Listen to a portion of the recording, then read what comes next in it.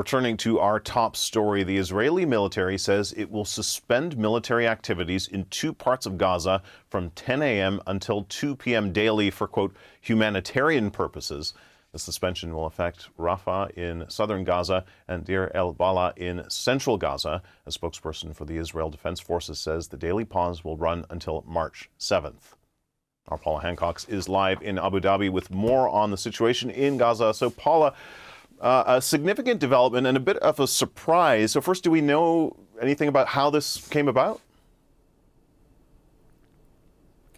Well, Kim, we do know that a fair bit of pressure was put on Israeli officials after that tragedy with the humanitarian aid trucks back on Thursday last week, when well over 100 people looking for aid were killed. Now, we do know, for example, the United States had been pushing the Israelis to open more crossings. At this point, we only have the Rafah crossing on the southern part of the Gaza border, which is not functioning at full capacity, and also the Kerem Shalom checkpoint, also in just in the southeastern corner, that has been blockaded by Israeli protesters who are calling for the hostages to be released. So very little is getting through that area as well. So we've heard from the Biden administration that more humanitarian aid needs to get in. They have called for more checkpoints, of which there are more further north along the border with Israel, that should be opened. And we are also seeing,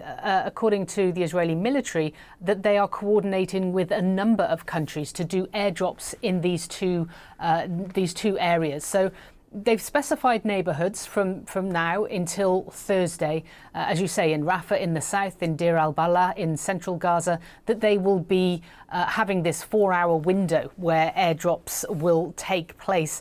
And it just shows the desperation and the incapacity of being able to get to those who need aid by road on the ground, because we are seeing more and more of these airdrops now.